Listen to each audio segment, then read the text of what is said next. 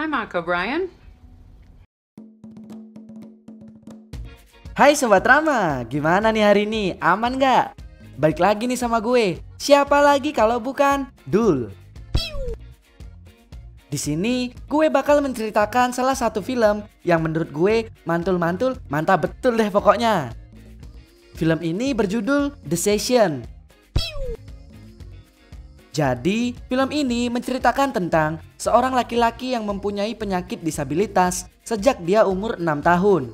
Hal itu disebabkan karena penyakit polio miliknya. Tapi pas sudah gede nih, dia kan perlu terapi. Nah, kebetulan terapisnya ini cewek. Bisa-bisanya dong dia tegangan tinggi. Nggak percaya? Coba aja dipencet tombol subscribe-nya dulu.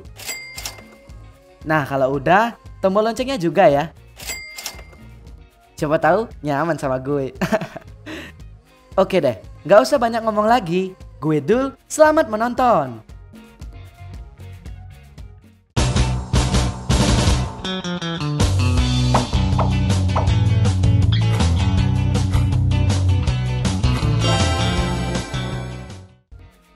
Di awal film, kalian akan melihat pria disabilitas tersebut.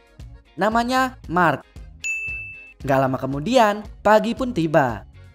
Dan di sana, kalian juga akan melihat terapisnya Mark. Namanya Joan. Seperti biasa, Joan harus merawat Mark. Nyuapin makanan lah, mandiin lah, semua deh pokoknya. Nah, setelah merawat Mark, Joan nganterin Mark ke gereja dengan tandunya. It was a real drag that I was no longer allowed to. Sesampainya di sana, kalian akan melihat Romo yang bernama Brendan. Nah, setelah selesai ibadah, Mark cerita tentang Joan. Di sana, dia bilang dia ingin memecat Joan karena Joan memanfaatkan kondisi Mark yang seperti itu. Jadi, si Joan kerja seenaknya, tapi pengen bayaran gede. Nah loh, siapa nih yang kayak gini? Setelah itu, Mark nanyain ke Romo Brendan. Salah nggak sih dia mecat Joan?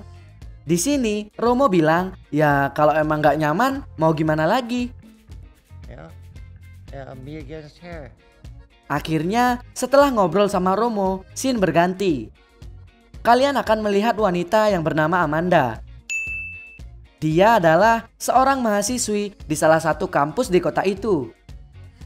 Dia membaca surat tawaran kerja yang disebar oleh Mark. Singkat cerita, Amanda datang ke rumah Mark. Nah, di sana Amanda mulai bekerja dengan Mark. Hal itu karena body Amanda yang sembriwing. Padahal Amanda nggak punya pengalaman sama sekali. Setelah lumayan lama kerja sama Mark, ternyata pacar Amanda cemburu sama kedekatan mereka. Mark nanyain hal itu ke Amanda. Tapi Amanda bodoh amat dan tetap ngerasa kalau Amanda cuma ngelakuin tugasnya sebagai pekerja. Bahkan karena kebaikan dan keuletan Amanda, Mark jadi heran dan membatin jorok. Dan singkat cerita, mereka pergi ke sebuah toko baju. Di sana, tiba-tiba Mark bilang kalau dia suka sama Amanda. Tapi Amanda menolaknya secara halus. Yah, kasihan sih Mark. Coba lagi deh. Bahkan setelah kejadian itu, Mark datang ke gereja buat cerita ke Romo. Dia mengungkapkan perasaannya ke Amanda kepada Romo. Dan di sini Romo cuma bisa dengerin dan memeluk Mark atas kesedihannya. Singkat cerita, Amanda resign dari pekerjaannya. Kalian akan melihat dua perawat Mark yang baru. Yang cowok namanya Rod. Dan yang cewek namanya Vera. Vera pun memperkenalkan dirinya ke Mark. Nggak lama kemudian, Mark ditelepon sama salah satu temennya dan ditawarin seorang terapis yang sama-sama disabilitas. Akhirnya, Mark nyobain ke sana sama Vera. The subject is sex and the disabled. Tapi sesampainya di sana, dia ngerasa kalau terapis yang disaranin temennya kurang intim. I've actually got enough to work on. Dan keesokan harinya, Mark pun datang ke gereja lagi buat cerita sama Romo. Mark bilang kalau dia butuh terapis yang lebih intim tentang baku tempur servis ultimate. Setelah itu, Romo nyaranin Mark buat nelpon pusat dari terapis yang dia butuhkan. Sesampainya di rumah, Mark menelpon kantor terapis yang dia butuhin. Nah pas nelpon, orang kantor tersebut bilang kalau terapis yang diinginkan Mark udah nggak ada. Tapi untungnya masih ada satu pegawai terapis tersebut. Namanya Laura. Sayangnya di sini Laura cuma bisa melakukan terapi fantasi aja. Padahal yang Mark pengen kan langsung praktek. Dan karena kasihan sama Mark, dia nyaranin tempat terapi yang lebih intim ke Mark. Karena Mark adalah umat Katolik yang taat, dia pun meminta izin kepada Romo Brendan. Romo dengan keberatan mengizinkan Mark karena kondisi Mark yang seperti itu. Di satu sisi, Mark juga butuh asupan nutrisi biar dia cepat sembuh. Hold on. What do you mean? Nah, setelah itu Laura pun menghubungi terapis khusus yang dia maksud tadi. Namanya Cheryl. Setelah ngobrol-ngobrol, akhirnya Cheryl setuju walaupun tahu kalau Mark adalah penderita disabilitas. Setelah itu, Cheryl menghubungi Mark untuk atur jadwal terapi. Tapi terapi awal ini masih seputar kesadaran tubuh. Mark yang udah gak tahan pun menyetujuinya. Padahal dia gak tahu maksud penyadaran tubuh itu apa. Singkat cerita, hari terapi pun tiba. Vera dan Mark menuju ke tempat terapi yang Laura maksud. Sesampainya di sana, Laura langsung meluruskan kalau pekerjaannya berbeda dengan kupu-kupu liar. Mark otomatis iya-iya doang. Dan gak lama kemudian terapi dimulai. Di sini, Mark udah gak tahan buat nyicip apem crispy untuk pertama kalinya seumur hidup. Tapi gak lama lagi, pas Cheryl megang rudalnya Mark, rudalnya malah meledak. Udah gak pernah servis, diservis bentar malah langsung meledak. Gak lama kemudian, terapinya selesai dan dilanjutkan lagi minggu depan.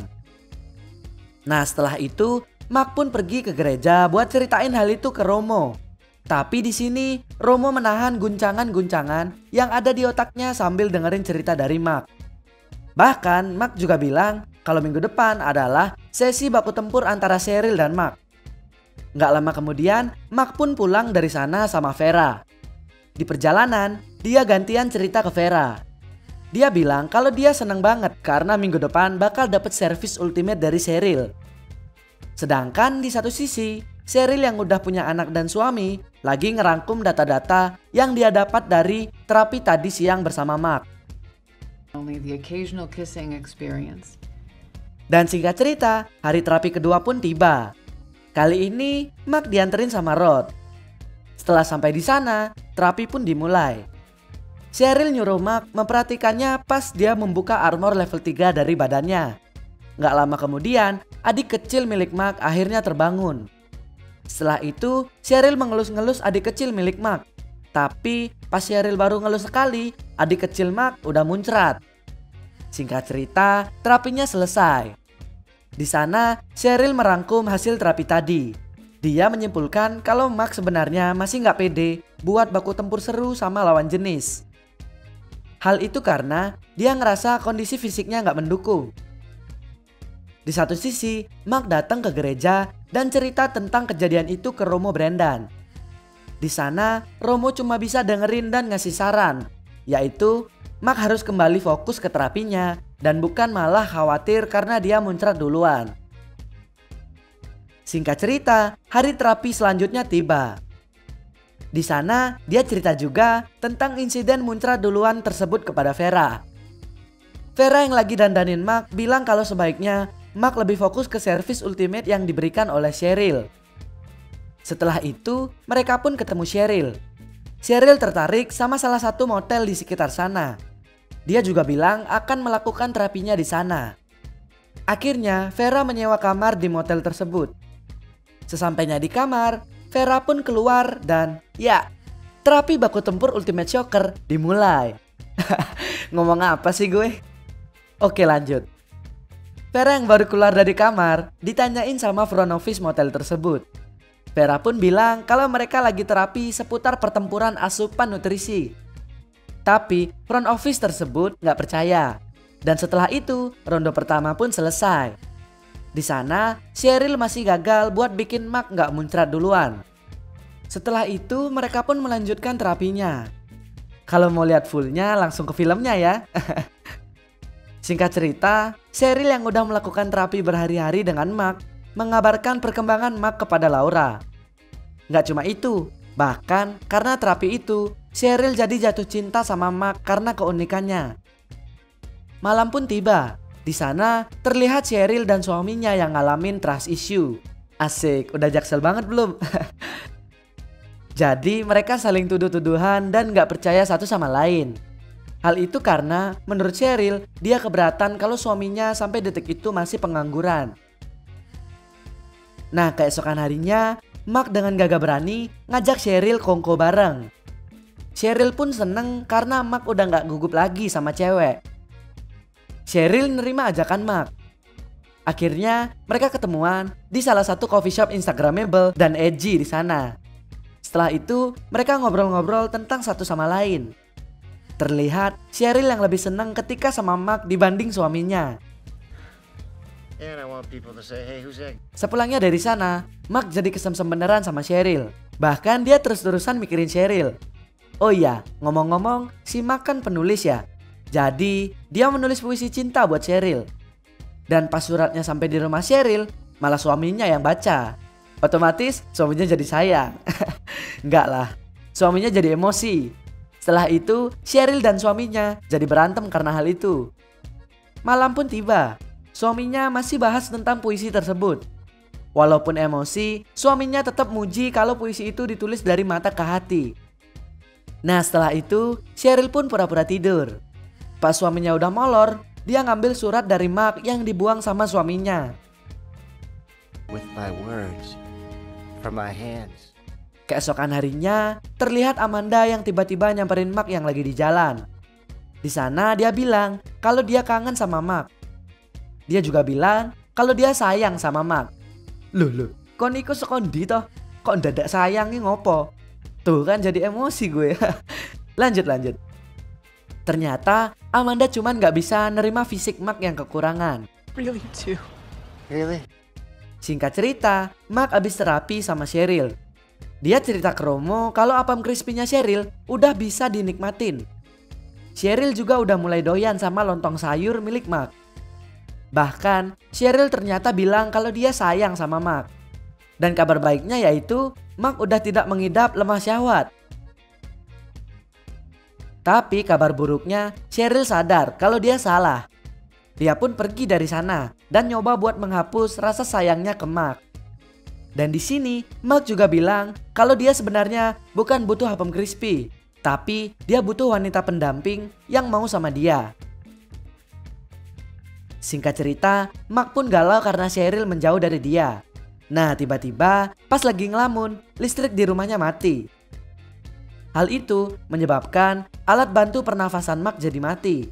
Mark pun berusaha menghubungi kedua perawatnya dan 911. Tapi setelah itu, Mark pasrah dan mikir kalau dia bakal koit. Hal itu karena alat bantu di mulutnya jatuh ke lantai. Singkat cerita, Mark udah ditolong sama seseorang dan dibawa ke rumah sakit. Setelah itu, di sana dia dirawat oleh suster yang namanya Susan. Karena lemah syahwatnya udah sembuh, jadi dia mulai godain suster tersebut. Dan karena ngelihat Mark yang lawak dan unik, susternya jadi tertarik sama dia. Setelah dari rumah sakit, Mark tiba di gereja. Di sana, dia cerita ke Romo Brendan kalau dia udah mulai berani genit sama cewek. Bahkan, dia juga bilang kalau Susan pasti suka sama dia. Gila, pede banget bos. Setelah selesai cerita, Romo pun bilang kalau tugasnya udah selesai. Hal itu karena Mark udah normal dan bisa memilih pasangannya sendiri. Singkat cerita, Mark dan Susan ternyata menikah. Bahkan sampai tahun kelima mereka masih bersama. Hingga akhirnya Mark meninggoy dan Susan jadi janda manis yang sembriwing. Di hari pemakaman Mark, Susan mengundang semua orang yang berjasa di hidup Mark. Dan di sana, Romo pun menceritakan kisah hidup Mark kepada orang-orang tersebut. Setelah itu, film pun selesai, gengs. Wah, emang perjuangan banget sih tapi. Dari yang awalnya lemah syahwat sampai bisa nikah. Keren. Oke deh, gue Dul. Sampai jumpa kembali. Terima kasih telah menonton video ini. Jika kalian ada request film, silahkan tinggalkan di kolom komentar. Jangan lupa untuk subscribe, like, dan share video ini dan nyalakan loncengnya agar kita cepat dapat duit. Salam Trama.